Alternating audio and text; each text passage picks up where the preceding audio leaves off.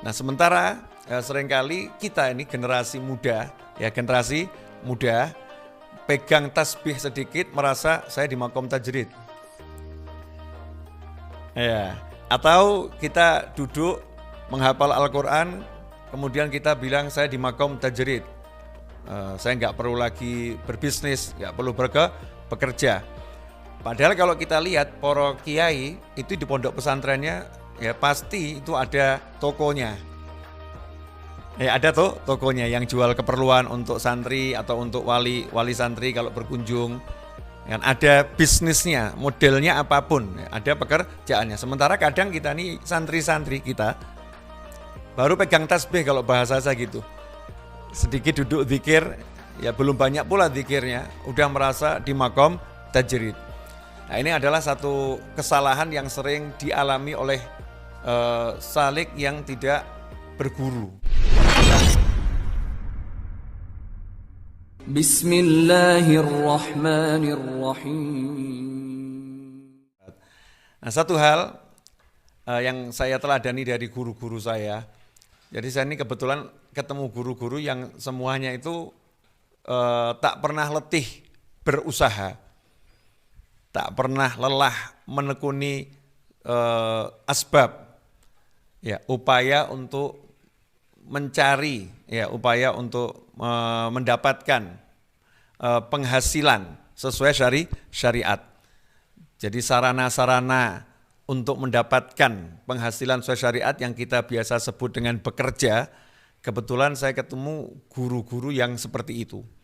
Almarhum kakek saya itu wafat usia 93 tahun, rahimahullah. Ya, kakek saya namanya Ahmad bin Abdurrahman Al-Aidrus, lahir di Pati, dulu pernah jadi guru ya di Pati juga, kemudian wafatnya di Kudus.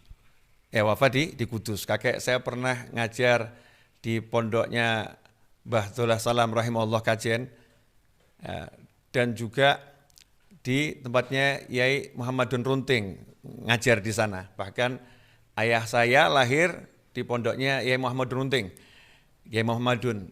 Kalau bibi saya lahir di pondoknya Mbah Dholeh Salam. Jadi memang saya ini Solo tapi darah Patinya banyak.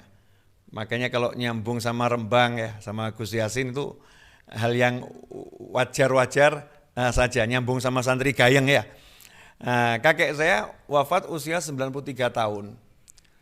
Di akhir usia itu, kakek saya itu pernah menjelaskan ke saya, karena salah satu kitab favorit kakek saya adalah Al-Hikam Ibn Athaillah. Beliau sudah mengajar ya, bukan belajar, mengajar kitab Al-Hikam itu sejak umur 10 tahun. Ya, umur 10 tahun sudah mengajar kitab Al-Hikam. Sering juga menggantikan ayahnya, itu Mbah Buyut saya, Abi Abdurrahman Al-Idrus di Pati kalau ngajar Al-Hikam. Beliau mengatakan begini, tajrid, kalau bahasa kita kan sudah tidak menempuh asbab, itu namanya tajrid. Nah, tajrid itu untuk orang seperti saya, umur 93 tahun, sudah nggak punya pekerjaan, ya nggak ada yang bisa secara sarana duniawi diolah. Nah, itu seperti saya boleh tajrid, tinggal duduk, pasrah sama Allah Ta'ala, itu tajrid. Tapi kalau anak muda, ya anak muda, kemudian walaupun sudah tidak muda, tapi ada sarana penghidupan dunia, fisiknya masih mampu bergerak, maka belum sampai makom tajrid. Nah, itu disampaikan kakek saya ketika memang betul-betul sudah tidak bisa keluar dari rumah. Ya, tidak bisa keluar dari rumah. Itu beliau baru mengatakan saya di makom tajrid sekarang ini. Nah, sementara seringkali kita ini generasi muda pegang tasbih sedikit merasa saya di makom tajrid. Ya, atau kita duduk menghafal Al-Quran, kemudian kita bilang saya di makom tajrid. Saya nggak perlu lagi berbisnis, nggak perlu bekerja. Padahal kalau kita lihat para kiai itu di pondok pesantrennya ya pasti itu ada tokonya. Ada tuh tokonya yang jual keperluan untuk santri atau untuk wali santri kalau berkunjung. Kan ada bisnisnya, modelnya apapun, ada pekerjaannya. Sementara kadang kita nih santri-santri kita baru pegang tasbih kalau bahasa saya gitu. Sedikit duduk zikir, ya belum banyak pula zikirnya, udah merasa di makom tajrid. Nah, ini adalah satu kesalahan yang sering dialami oleh salik yang tidak berguru. Orang yang berjalan kepada Allah Ta'ala tapi tidak punya guru yang membimbing. Guru yang benar yang membimbing. Kalau kita lihat baginda Muhammad SAW, Rasulullah SAW itu sejak usia dini, ya usia tamyiz, bahkan kalau usianya ya, kalau Rasul dari lahir sudah di atasnya baligh, dari lahir Nabi SAW sudah sempurna, ya udah sempurna. Tapi kalau untuk kita mengukur usia, jadi ukuran usia tamyiz, baligh itu orang-orang seperti kita. Tapi kalau untuk baginda Muhammad SAW, dari sejak di alam arwah, di alam kandungan sampai lahir, beliau udah pada kesempurnaan segala bagian dari diri beliau SAW. Bagaimana fisiknya, bagaimana ruhnya, bagaimana akalnya, semuanya sempurna. Tapi usia 4 sampai 6 tahun, di situ Nabi Muhammad SAW sudah dididik untuk menjadi seorang lelaki yang bisa hidup mandiri, ya tidak bergantung pada siapapun. Makanya orang-orang Arab Mekah, ya orang-orang Arab Mekah dahulu biasa kalau punya anak, anaknya itu dititipkan di desa-desa kepada ibu-ibu susu ya untuk mendapatkan ASI dari desa. Alasannya apa? Di antara alasannya adalah yang pertama, agar mendapatkan minuman ASI yang betul-betul dari manusia-manusia yang makanannya asli, yang sehat. Yang kedua, agar mendapatkan lingkungan yang belum terkontaminasi. Karena Mekah itu tempat berkumpulnya seluruh manusia dari berbagai bangsa dan suku dari seluruh dunia sejak zaman dahulu kala. Sehingga budayanya yang ada sudah budaya campuran, bahasa Arabnya juga udah kecampur dengan bahasa dari luar ya, dari luar. Maka dititipkan di desa yang masih asli budayanya, masih asli bahasa Arabnya, masih bersih lingkungannya. Sehingga disitulah Nabi SAW banyak mendapatkan pelajaran tentang cara hidup. Ya, tentang cara hidup, meskipun adabani rabbi fa ahsana ta'dibi. Rasulullah SAW itu dididik langsung oleh Allah Subhanahu wa taala. Cuma ini jalanan dunianya saja kita lihat Halimatus Sa'diyah radhiyallahu anha beserta keluarganya betul-betul mendidik Nabi Muhammad SAW sampai diajari ilmu mendasar orang Arab kalau bekerja. Ya, ilmu mendasar paling sederhana orang Arab bekerja itu adalah jadi penggembala kambing. Nah, jadi penggembala kambing itu diajarkan kepada Nabi Muhammad SAW sejak kecil. Nah, ini juga yang kadang kita tidak kita lakukan nih. Anak-anak kita ini nggak punya bekal untuk hidup mandiri, nggak punya ilmu bekerja, karena kita menghilangkan proses ini, proses Nabi Muhammad SAW sebelum jadi Rasul ya, sebelum diangkat jadi Rasul itu ada proses yang dilewati oleh Nabi Muhammad SAW. Seringkali kita mencontoh Nabi SAW itu setelah menjadi Rasul. Jadi kita mencontoh sholatnya, kita mencontoh sholat beliau, kita mencontoh puasa beliau, kita mencontoh qiraatul Quran beliau, kita mencontoh bagaimana beliau itu hidup bertetangga, bagaimana beliau berzikir, dan lain sebagainya. Tapi kita tidak menerapkan timeline, ya timeline bagaimana anak-anak kita bisa mencontohnya. Dari umur sekian sampai sekian itu Nabi Muhammad SAW sudah mulai hidup mandiri, ya, hidup bersama orang lain yang akhirnya menjadi ibu susunya, ya, bersama masyarakat lain di kampung yang jauh dari keluarganya. Kemudian Nabi Muhammad SAW mulai dididik bisa kerja, jadi penggembala kambing. Setelah itu Nabi Muhammad SAW setelah wafat ibunya, setelah wafat kakeknya, diasuh oleh pamannya Abu Thalib. Apa yang dilakukan oleh Abu Thalib? Abu Thalib melakukan hal yang sama, mendidik Nabi Muhammad SAW untuk menjadi seorang pekerja tangguh. ya menjadi seorang pengusaha, menjadi seorang pedagang. Maka saat itu Nabi Muhammad SAW diajak oleh Abu Thalib untuk ikut ya membantu beliau dalam berbisnis. Sehingga mulailah berdagang dari umur 12 tahun sudah sampai ke Syam. Ya, sampai ke Syria. Umur 12 tahun ya sudah keluar negeri Nabi Muhammad SAW. Kalau bahasa anak zaman sekarang sudah ekspor impor. 12 tahun udah belajar ekspor impor. Ini ada timeline-nya, ya timeline-nya.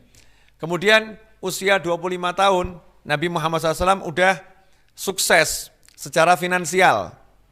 Ya, secara finansial udah sukses. Yatim piatu. Ya, tinggal bersama paman yang miskin dan anaknya banyak. Bisa melamar wanita terkaya di Jazirah Arab. Ya, bisa melamar wanita terkaya di Jazirah Arab dan wanita tercantik di Jazirah Arab, wanita yang dipinang oleh banyak orang-orang kaya dan orang-orang berpengaruh di zaman itu. Tetapi semua lamaran ditolak, yang diterima hanya lamaran Nabi Muhammad SAW. Menikahlah dengan Sayyidah Khadijah radhiyallahu taala anha. Nah, itu umur 25 tahun. Jadi kalau ditanya kesuksesan Nabi dalam berbisnis tidak diragukan, karena wanita yang ahli dagang pun, konglomerat di zaman itu pun jatuh hati kepada Nabi Muhammad SAW dari segala segi. Ya, dari akhlak beliau, dari kemampuan beliau berbisnis dan lain sebagainya. Lantas bagaimana cara bisnis Nabi Muhammad SAW? Nah, ini yang menarik, ikhwani rahimakumullah, pemirsa dimanapun antum berada. Rasulullah SAW itu mengedepankan dalam bisnis adalah pendekatan humanis, manusianya yang didekati. Jadi bukan pendekatan materi. Kalau kita ini seringkali jual barang, jadi yang dijual barangnya dulu. Kalau Nabi Muhammad SAW yang dijual adalah pelayanan. Jadi pelayanannya dulu dikedepankan, baru barangnya. Ya, pelayanan itu nomor satu. Pelayanannya sangat istimewa. Ini yang diajarkan oleh Nabi SAW dalam berdagang. Jadi mengedepankan pelayanan. Ya, bukan barangnya dulu. Barangnya pasti oke, tapi nanti dulu. Pelayanan itu nomor satu dalam kesuksesan.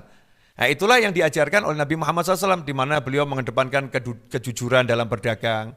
Ini bagian dari pelayanan kepada pembeli. Ya, jujur dalam berdagang.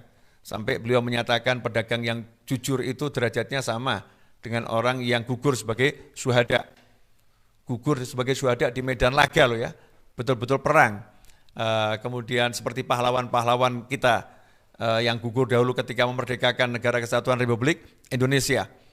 Itu pahalanya sama orang yang jujur dalam berdagang, sama itu, yang jujur dalam berdagang juga makom syuhada. Sampai dijanjikan seperti itu. Ini menunjukkan Nabi SAW mengedepankan pelayanan, jujurlah dalam berdagang.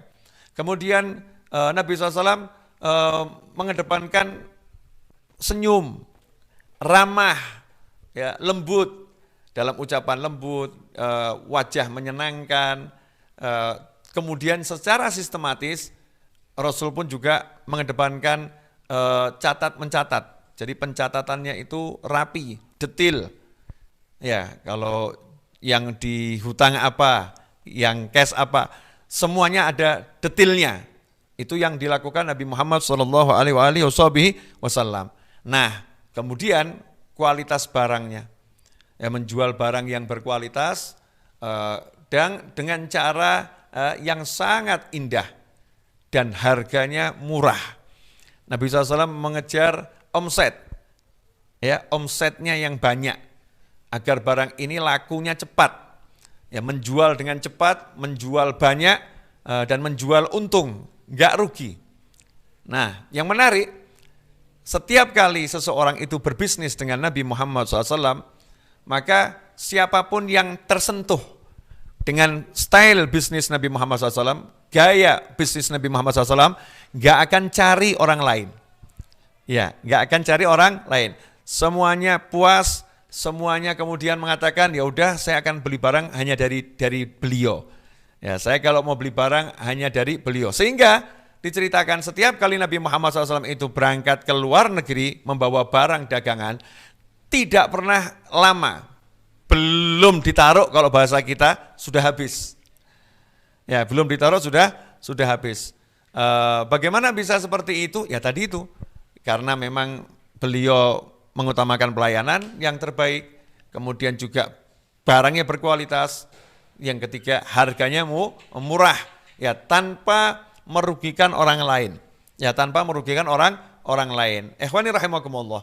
Yang terjadi dengan kita saat ini mungkin kita ini dalam berdagang, khususnya di bulan suci Ramadan, kita kurang meneladani ilmunya Nabi Muhammad SAW. Mungkin kita nggak berpikir gimana caranya menjual cepat, ya dan untung dapat. Ya menjual cepat dan untung dapat. Mungkin kita nggak berpikir bagaimana caranya yang beli tidak ingin pindah ke lain hati, agar selalu membeli barang kita. Di antara yang paling pokok adalah kejujuran dan juga tidak mahal, ya tidak mahal, murah tapi nggak rugi. Contoh kejujuran yang diterapkan oleh para ulama ya, dalam berdagang meneladani Nabi Muhammad SAW adalah Syekh Muhammad Ibnul Munkadir. Ya, Syekh Muhammad Ibnul Munkadir rahimahullah adalah seorang ulama besar, waliullah yang punya toko. Ya, tokonya jual pakaian. Ya, jual pakaian. Seperti Sayyidina Abu Bakar As-Siddiq radhiyallahu anhu, kita mengetahui Sayyidina Abu Bakar As-Siddiq radhiyallahu anhu terkenal dahulu sebagai pedagang pakaian. Beliau suka bawa memikul sendiri ya dagangannya ke pasar. Itu Sayyidina Abu Bakar As-Siddiq radhiyallahu anhu. Kita juga lihat Sayyidina Utsman bin Affan, Sayyidina Umar bin Khattab radhiyallahu anhuma juga adalah seorang pedagang yang ulung. Semuanya seperti itu ya. Nah, Syekh Muhammad Ibnul Munkadir radhiyallahu anhu punya toko pakaian dan menjual pakaian dua jenis. Pakaian yang high quality sama yang pakaian kualitas biasa. Jadi pakaian ini sangat berkualitas, harganya 10 dirham. Yang ini biasa kualitasnya, diskon 50%. Jadi harganya hanya 5 dirham. Yang satu 5 dirham, yang satu 10 dirham. Suatu hari beliau berpesan kepada yang di tokonya yang jaga, jangan sampai salah harga ya, yang 10 ya 10, yang 5 ya 5. Beliau pergi meninggalkan tokonya untuk suatu keperluan, untuk sholat kalau saya nggak salah baca di kitab, beliau untuk sholat. Nah pulang kembali ke toko, ternyata beliau cek, nah ini ya lihat bagaimana ulama itu detil mencontoh Nabi Muhammad SAW. Langsung cek apa saja yang terjadi ketika tadi ditinggal pergi di tokonya itu, yang laku apa, ada pembeli enggak? Maka dijawab sama pembantunya, ada tadi yang beli. Apa yang dibeli? Ya detil ya, yang dibeli apa? Yang dibeli ini, itu stoknya dicek. Oh, yang dibeli pakaian yang ini, yang harganya 10 harganya 5 dirham. Kualitas biasa. Maka heran ini Syekh Ibnul Munkadir radhiyallahu anhu. Ini yang dijual tertulis pakaian harga yang 5 dirham. Kenapa uangnya masuk 10 dirham? Harganya kualitas biasa, tapi kok bayarnya pakai kualitas yang luar biasa nih. Kata pelayannya, tadi saya tawarkan yang 5 dirham dengan harga 10 dirham, dia mau. Ya, dia mau bayar mahal itu mau. Saya pengen toko ini agar lebih untung. Nah, karena yang 5 dirham bisa dijual dengan harga 10 dirham. Kalau kita akan bilang sama karyawan kita, oh Masya Allah, ini karyawan teladan, betul nih jaga toko ya seperti ini, improvisasi. Tapi apa yang dilakukan oleh Syekh Ibnul Munkadir radhiyallahu anhu, marah sejadi-jadinya. Siapa yang beli tadi ini? Ya, yang beli ini tadi siapa? Orang desa, tidak kenal. Di mana orangnya?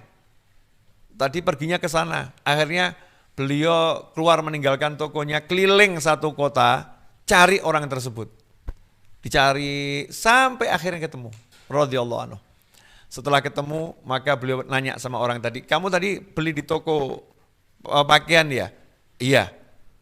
Itu mohon maaf, saya pemilik tokonya. Ada apa? Salah harga. Salah harga bagaimana? Kamu beli pakaian itu kemahalan. Itu harganya cuma 5 dirham, bukan 10 dirham. Masya Allah.